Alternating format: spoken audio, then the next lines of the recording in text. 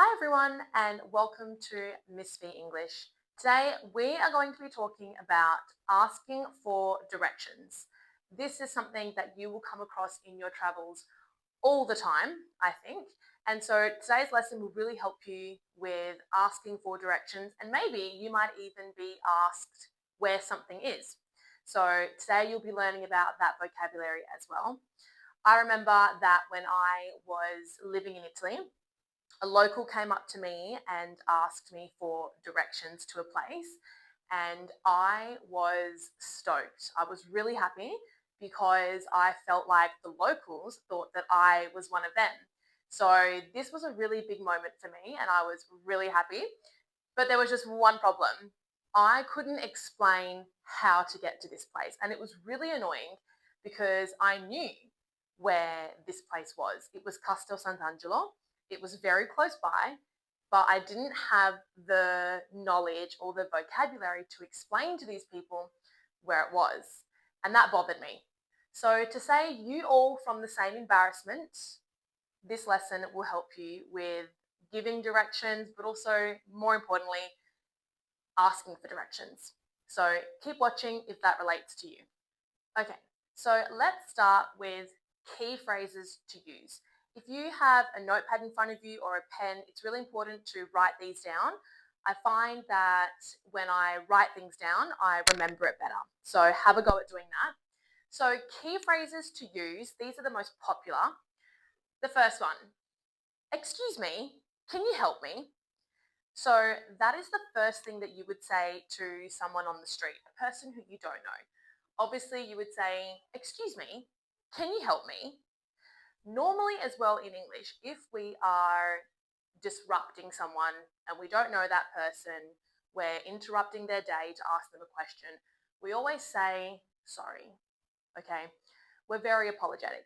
So, for a real native speaker, I would actually say something like this. Sorry, excuse me, could you help me with something?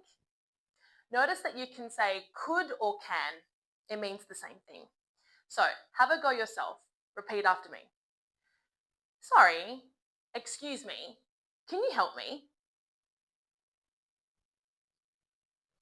Nailed it. Amazing.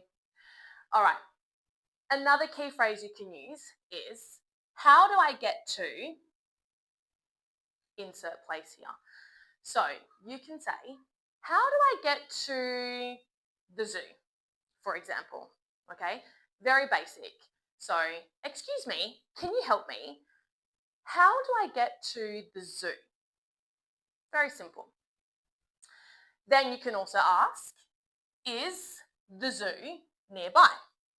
So you're asking if it's close. Nearby is the same as close. Okay, so you're saying, is the zoo nearby? Or you could just say, is it nearby? So it replaces the zoo because you already said that. Okay, so you said, how do I get to the zoo? And then you can ask, is it nearby? The last one, you can say, can you point me in the right direction? Okay, so you could actually start again and say, excuse me, can you help me? How do I get to the zoo? Could you point me in the right direction? Or you could say, excuse me, can you help me? Could you point me in the right direction of the zoo? Okay, so we put that whole thing together. All right, so you could use either of these, but I would say these are the absolute most important key phrases to remember. Maybe just write down the one that you think is easiest for you to remember. Okay, so whether it's can you point me in the direction of the zoo, or could you point me in the right direction to the zoo, or how do I get to the zoo? This will probably be the easiest one for most people.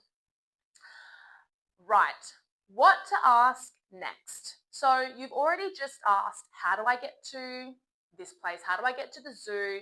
How do I get to the library or the bus stop? Okay, and perhaps this person was nice enough to tell you some directions to say it's here or it's there, and so on. So now these are some follow-up questions that you can ask. So let's have a go. And again, you can write these down. First follow-up question. Is it far from here? Okay. So they've said the zoo is across the street. Here, it's over there. And then you can ask, is it far from here? Okay. The next one. Should I take a bus or walk? Okay. And again, you could say, could I take a bus or walk? Or should I take a bus? Okay. So you can choose either of those. And lastly, how long will it take? So you're asking them, how long will it take for you to get to that destination? How long will it take? Have a go at repeating some of these after me. Is it far from here? Well done. Should I take a bus or walk? Good. How long will it take? Well done. Also pay attention to the tone that I'm using as well. So that's also very important. Obviously with the Australian accent, that's how I say it.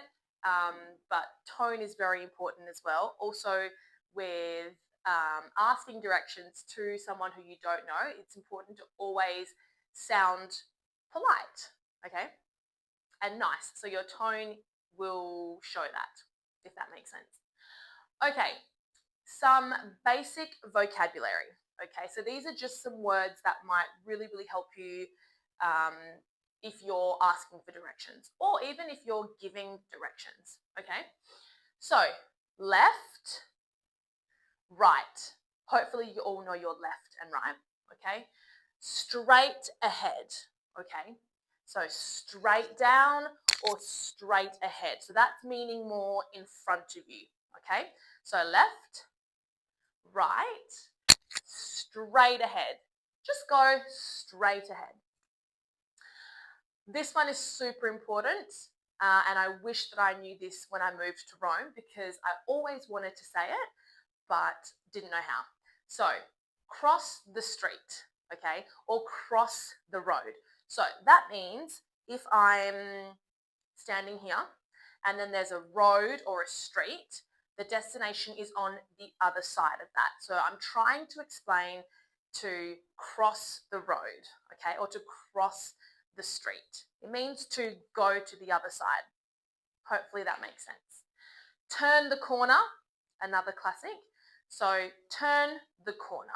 All right, so when you've most likely reached the end of a street and you need to turn a corner, okay? Landmarks. This is super important, all right, and it will really, really help you in asking directions and giving directions as well. Know the landmarks, whether it's a park or a church or whatever. It's really important that you can say it's next to the church or it's across from the park, all right? Because people can find landmarks really easily, generally. So you can say it's near the bank, all right? Or next to the park. So it could be next to the park being the landmark, or it's near the bank, all right? So these are some useful words and phrases for you guys. It's also important that you know and learn some of these words so that you understand when someone gives you those directions, you know what he or she means, okay? So it's near the bank. Near meaning close to, all right? Or it's next to the park. Next to meaning side by side, next to, okay? All right, let's do some practice. Let's do some role play.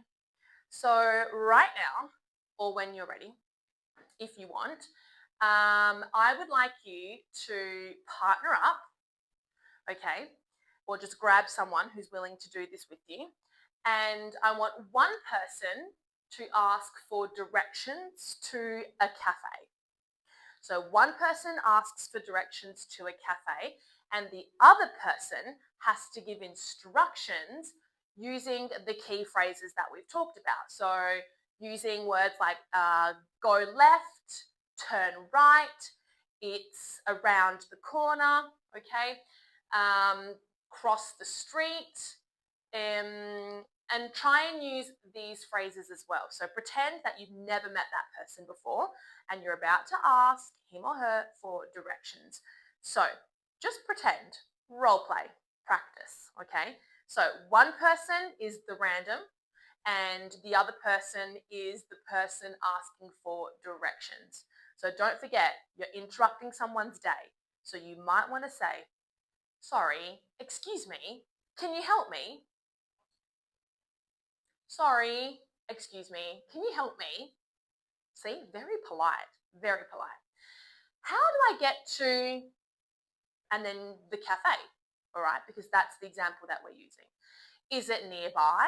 So on and so on. You can always just rewind. I'm repeating myself now. So you can always rewind and write this down, practice again and again, all right?